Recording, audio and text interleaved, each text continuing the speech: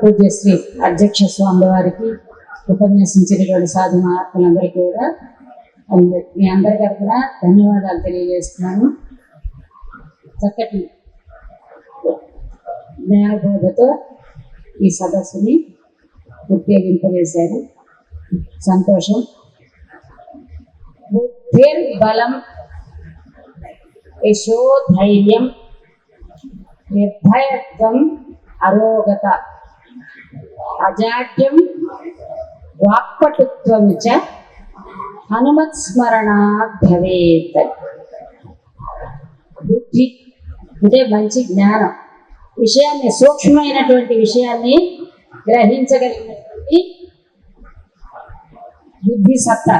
అది ఆ బుద్ధి కావాలంటే ఎవరిని ఆశ్రయించాలట, ఎవరి ద్వారా వస్తుందట? ఆంజనేయ స్వామి వారి ద్వారా. బుద్ధి అంటే సూక్ష్మమైనటువంటి విషయాన్ని గ్రహించగలిగినటువంటి సత్తా.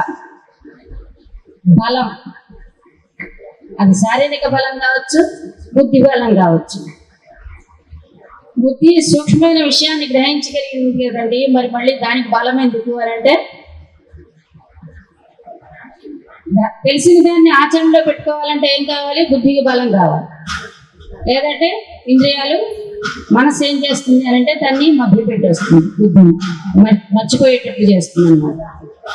ఇక యశస్సు, కీర్తి, ధైర్యం అంటే ఏ పనినైనా చేయగలిగినటువంటి సాహసం, నిర్భయత్వం భయం లేనితనం, అరోగత ఏమాత్రం రోగం లేని అంటే శారీరకమైనటువంటి ఆరోగ్యం. ఇవన్నీ భగవంతుడు ఆంజనేయ స్వామి వారికి ఉన్నాయి, మనకి ఇస్తాడు. ఉన్నవాళ్లే కదండి ఇవ్వగలిగేది. బుద్ధి బలం ఉందా ఆంజనేయ స్వామి వారికి? ఉంది కదా, ఉంటేనే రామకార్యానికి ముందుండగలిగాడు. కార్యం అంతా పూర్తయిన తర్వాత అంటే సీతా యుద్ధం అయిపోయి రావణాసురుని సంహరించిన తర్వాత సీతాదేవి తన చెంతకు చేరిన తర్వాత రామచంద్రుడు నీవు చేసినటువంటి దానికి కృతజ్ఞతగా ఏదో ఒకటి ఇవ్వాలి కదా, ఏమి ఇస్తాను అని అంటే ఒక ఆలింగనం ఇస్తాను అన్నాడు అంతే. లేదంటే ఏం చెప్పాలి? నువ్వు నాకేదో ఒక సమయానికి సహాయపడ్డావు కాబట్టి ఒక అవసరానికి నీకు కూడా నేను మళ్ళీ సహాయపడతాను అంటే వాళ్ళకి అవసరం రావాలని ఆలోచన చేసినట్లు అవుతుంది, అంతే కదా. నీకు నేను సహాయం చేస్తాను అని అంటే నీకు కూడా ఏదైనా కష్టం వచ్చినప్పుడు నీకు సహాయం చేస్తాను అన్నట్లు అవుతుంది. అంటే నీకు కష్టం అట్లాంటివి ఏం అవసరం లేదు, వద్దు.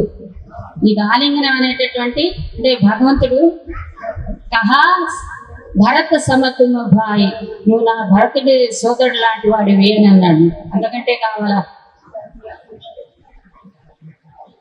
మరి ఎంతో బుద్ధిబలము, ధారణాశక్తి, నవవ్యాకరణ పండితుడు అయినటువంటి ఆంజనేయ స్వామి వారు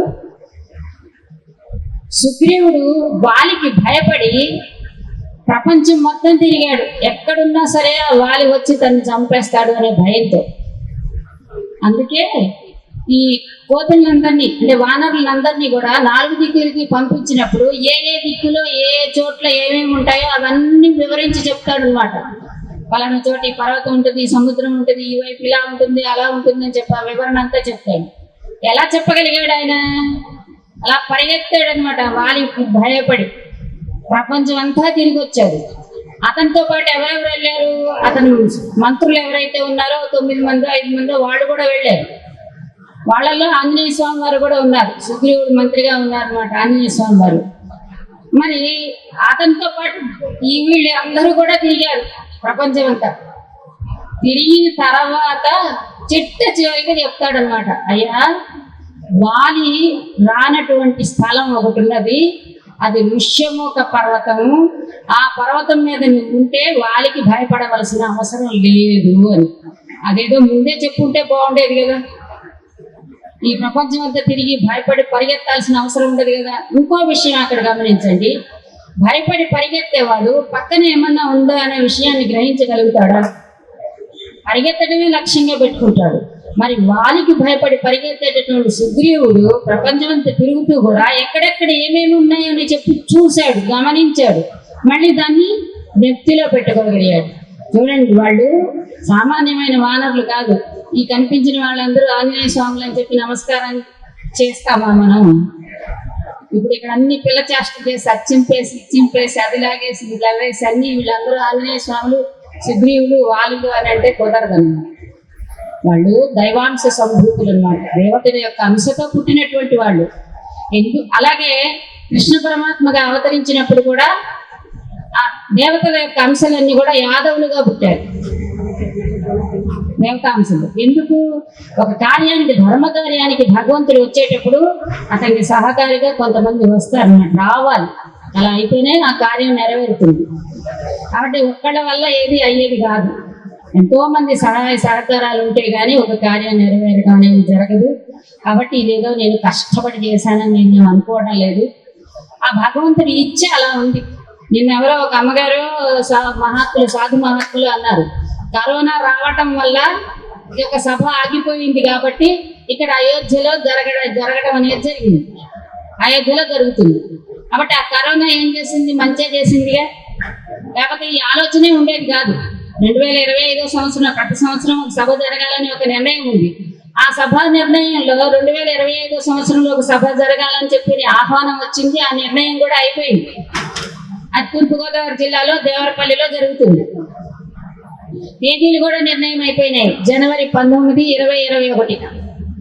అమ్మ సాధువులందరికీ కూడా చెప్పాను, జ్ఞాపకం ఉంచుకోండి ఈ విషయము. మళ్ళీ వస్తాయి మీకు ఆహ్వాన పత్రికలు వస్తాయి, ఈ విషయం తెలియజేయబడుతుంది. కాబట్టి తేదీలు అన్ని నిర్ణయం అయినాయి, జనవరిలోనే జరగాలని తేదీలు అనేవి తర్వాత నిర్ణయింపబడ్డాయి. మరి అంతా అయిన తర్వాత ఈ మధ్యలో సభ ఎందుకు వచ్చిందండి? దీనికి అసలు సంఖ్య పెట్టకూడదని కూడా, ఇక్కడ సభ జరిగితే జరగచ్చు కానీ సంఖ్య పెట్టద్దు అని, 59 అని 59 అని పెట్టద్దు అని. కానీ ఏంటంటే మనకి ఆ కరోనా వల్ల ఒక సభ ఆగిపోయింది కాబట్టి వచ్చే సంవత్సరం సాధు పరిషత్తుకి 60వ సంవత్సరం అవుతుంది. కానీ మనం జరుపుకునేటటువంటి సభ ఏమో ఎన్నోది అవుతుంది? 59 అవుతుంది. సరే, 60వ సంవత్సరంలో 59 జరుపుకున్నాము. మళ్ళీ 61వ సంవత్సరం వచ్చినప్పుడు ఏ సభ జరుపుకోవాలి? 60వ సభ జరపాల్సి వస్తుంది. మళ్ళీ 62 వచ్చినప్పుడు 61 జరపాల్సి వస్తుంది. అలా ఈ కొరత అట్లే ఉంటుంది కదా. సరే, ఈ మధ్యలోనే అవకాశం వస్తే పూర్తి చేద్దామనే ఒక ఆలోచన కలిగింది. దానికి సర్వసభ్య సమావేశంలోనే ప్రపోజల్ చేయటం, అంటే విషయం విన్నవించడం జరిగింది. అందరూ అంగీకరించడం కూడా జరిగింది. అందువల్లే ఇది 59వ మహాసభ, దీనికి అంకె వేయడం జరిగింది. కాబట్టి బుద్ధి, బలం, యశస్సు, ధైర్యం. ఆ బుద్ధి, బలం, యశస్సు, ధైర్యం అంటే అతని కోసం ఏమీ కోరుకోలేదు ఆంజనేయ స్వామి వారు. రామకార్యంలో తాను నిమగ్నుడయ్యాడే కానీ రాముడి కార్యం నెరవేరిస్తే నాకు ఏదో ఫలితం వస్తుంది అనే ఆలోచన అతనికి లేదు. సుగ్రీవుడికి ఉంది, మళ్ళీ నీ కార్యం నేను నెరవేరుస్తాను, నా కార్యం ముందు నెరవేర్చు అన్నారు. మరి ఆంజనేయ స్వామి వారికి అట్లాంటిది ఏమీ లేదు. ఆయనకి జ్ఞానం లేకుండా లేదు, విద్య లేనిది లేకపోవడం అనేది లేదు, బలం లేకపోవడం అనేది లేదు, కీర్తి లేకపోవడం అనేది లేదు. అది అన్నీ ఉన్నా కూడా ఒక రామకార్యంలో నిమగ్నుడైనాడు.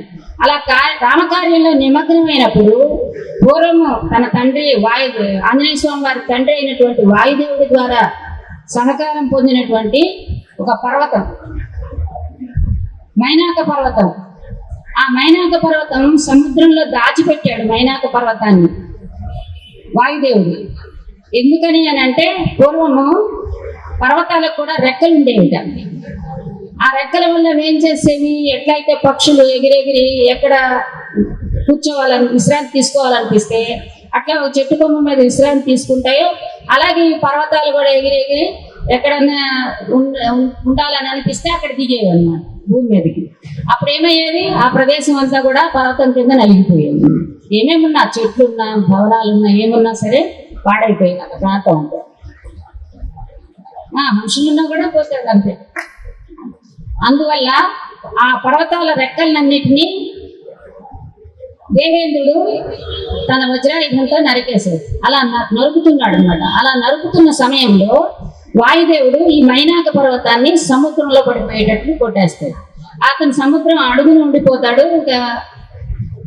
దేవేంద్రుడికి దాని గమనం లేక వదిలేశాడు అనమాట. గమనం లేక వదలటం కాదు, అతని ద్వారా ఏదో జరగాల్సినటువంటి ఒక సత్కార్యం ఉంది కాబట్టి ఆ సత్కార్యం కోసం అతన్ని వదిలివేయటం జరిగింది. అదే ఆంజనేయ స్వామి వారు ఇలా వస్తూ ఉండటం చూశారనమాట. దేనికోసం వెళ్తున్నారు? ఆ సీతాదేవిని అన్వేషణ చేయడం కోసం ఆకాశ మార్గంలో వెళ్తున్నారు అన్నమాట. అలా వెళ్తున్న సమయంలో మైనాకుడు పర్వతం పైకి వస్తుంది. అయ్యా, నువ్వు రామకార్యం కోసం వెళ్తున్నావు, కొంత దూరం ప్రయాణం చేసావు కాబట్టి అలసిపోయి ఉంటావు, కొద్ది సమయం నా పర్వత శిఖరాల మీద విశ్రాంతి తీసుకో అని చెప్తాడు. అప్పుడు ఆంజనేయ స్వామి వారు ఒప్పుకున్నారా? ఒప్పుకోలేదు. సామాన్యంగా మనం ఒక పని మీద వెళ్తున్నప్పుడు ఇంకోటి ఏదైనా కనిపించింది అనుకోండి, దాని మీద మనసు వెళ్ళిపోతుంది, అసలు కార్యం పోతుంది అన్నమాట. అలా కాకుండా ఆయన ఏం చేశాడు అని అంటే, మీరు నా తండ్రి గారు చేసినటువంటి సహాయాన్ని గుర్తుపెట్టుకుని నాకు ఆతిథ్యం ఇవ్వాలన్నారు, సంతోషమే. కానీ ఇప్పుడు నేను రామకార్యానికి వెళ్తున్నాను కాబట్టి ఇక్కడ విశ్రాంతి తీసుకోవడానికి అవకాశం లేదు. మిమ్మల్ని అవమానపరిచినట్లు, మీ మాటని కాదన్నట్లు కాకుండా నేను ఉంటానని చెప్పి వారిని ఒక చేతితో ఆ పర్వతాన్ని స్పర్శ చేసి మళ్ళీ తన పనిలో తను వెళ్ళిపోయారు. అలా రామకార్యం సరస అనేటటువంటి రాక్షసి అంటే దేవతా స్త్రీ నాగమాత అన్నమాట. ఆవిడ ఈ ఆంజనేయ స్వామి వారి యొక్క బుద్ధి బలాన్ని పరీక్షించడం కోసం వస్తుంది ఎదురుగా. నిన్ను మింగేస్తాను అంటుంది. మింగేస్తానంటే ఆయన ఏం చేస్తాడు? నిన్ను నాకు ఆహారంగా దేవతలు ఇచ్చారు అని చెప్తుంది ఆవిడ. నా నోట్లోకి నువ్వు రావాల్సిందే అంటుంది. నేను తినేస్తాను తినేస్తాను అని అనలేదు ఆవిడ. నా నోట్లోకి నువ్వు రావాల్సిందే అంది. సరేనమ్మా, అలాగే వస్తాను, దేవతలందరూ నీకు ఆ శక్తిని ఇచ్చారు కాబట్టి, నీకు ఆ నీ పనిని అప్పగించారు కాబట్టి అని సూక్ష్మమై ఆవిడ నోట్లోకి వెళ్ళి బయటకు వచ్చేస్తుంది. అదే రాక్షసుని. ఆ రాక్షసి నోట్లోకి వెళ్ళి అది నీడని పట్టుకుని ఛాయాగ్రహ రాక్షసి అన్నమాట. ఆకాశంలో ఏదైనా వెళ్తుంటే ఆ నీడని పట్టుకొని లాగుతుంది. అలాగే ఆంజనేయ స్వామి వారు కూడా వెళ్తుంటే ఆ నీడ సముద్రంలో పడటం వల్ల అది ఆంజనేయ స్వామి వారిని ఆ నీడని పట్టుకొని లాగుతుంది అన్నమాట. ఆవిడ నా నోరు పెద్దగా తెరుస్తుంది. ఈవిడ ఎంత నోరు తెరుస్తుందో దానికంతా ఈవిడ 10 అడుగులు నోరు తెరిస్తే ఆయన 20 అడుగులు పెరిగాడు. అట్లా పెరిగి పెరిగి పెరిగి ఏం చేశాడు? అక్కడ నాగమాత నోట్లోకి వెళ్ళి బయటకు వచ్చేసాడు. కానీ ఈమెను మాత్రం, ఛాయాగ్రహాన్ని మాత్రం ఆ లోపలికి వెళ్ళి మర్మాంగాలన్నింటినీ చీల్చి చంపేస్తాడు. ఆ విధంగా తన బుద్ధి బలాన్ని అంటే చెయ్యగలుగుతాడు. ఒక కార్యం చెయ్యాలి అని అంటే అంత సులభమైనటువంటి పని కాదు. లంకలో అంటే రావణాసురుడి చేత రక్షింపబడుతున్నటువంటి లంకలో ప్రవేశించాలి అని అంటే సులభమైనటువంటి పని కాదు. ఎంతో ధైర్యం, నిర్భయత్వం, భయం లేని తనం ఉంటేనే కానీ చేయగలుగుతాడు. సూక్ష్మంగా ఉండి అన్ని చోట్ల తిరిగి ఆ రామకార్యాన్ని నెరవేర్చగలిగాడు అంటే తనకేమైనా అవసరం ఉందా? రాముడి కార్యమే కోసమే. అలాగే స్వార్థం అనేది లేకుండా నిస్వార్థంగా పనిచేయగలిగినటువంటి వాడే కార్యాన్ని సాధించుకోగలుగుతాడు. ఆ కార్యం సాధించుకోగలిగినటువంటి నేర్పు కూడా వస్తుంది ఎప్పుడైతే అతనిలో చేయాలనేటటువంటి సంకల్పం వస్తుందో. ఆ విధంగా బుద్ధి, బలము, యశము, ధైర్యము, కీర్తి, నిర్భయత్వము, ఆరోగ్యత, శారీరకమైనటువంటి ఆరోగ్యం, ఇవన్నీ కావాలంటే హనుమత్ స్మరణ భవేత్. హనుమత్తుని స్మరిస్తే చాలు, వచ్చేస్తాయి. ఆయనకి ఏదో పూజ చేయాలి, సహస్రనామార్చనలు, కుంకుమార్చనలు, లేకపోతే ఆకుమార్చనలు, ఇవన్నీ ఏం చెప్పలేదు. హనుమత్ స్మరణాత్ భవేత్. హనుమత్ స్మరణాత్ భవేత్ అంటే హనుమా హనుమా హనుమా అని అనుకోమని కాదు. ఆంజనేయ స్వామి వారు ఏమేం చేశారో ఆ కార్యాన్ని తలుచుకోవడం వల్ల ఏ ఏ సమయాల్లో ఎలా తన చాకచక్యాన్ని ఉపయోగించారు, తన తెలివితేటలు వినియోగించారు, ఏ విధంగా కార్యం నెరవేర్చారు, అవన్నీ తెలుసుకోవడం వల్ల మనకి వస్తాయన్నమాట. కొన్ని ఈ బుద్ధి, బలము, యశస్సు, ధైర్యం అవన్నీ కూడా అందరికీ ఆ రామచంద్రుడి యొక్క అనుగ్రహంతో, ఆంజనేయ స్వామి వారి ఆశీస్సులతో, మహాత్ముల యొక్క అనుగ్రహంతో మీ అందరికి కూడా శుభాశీస్సులు, మంచి సుఖశాంతులు కలగాలని కోరుతూ ముగిస్తున్నాను. ఇప్పుడు ఈ 5వ సభ పూర్తి అయింది. 6వ సభ గురించినటువంటి విషయాలు, తర్వాత జరిగే విషయాల గురించి కార్యదర్శి గారు విన్నవిస్తారు. ఆ తర్వాత శాంతి మంత్రాలతో ఈ సభ పూర్తి అవుతుంది. హరి ఓం తత్సత్.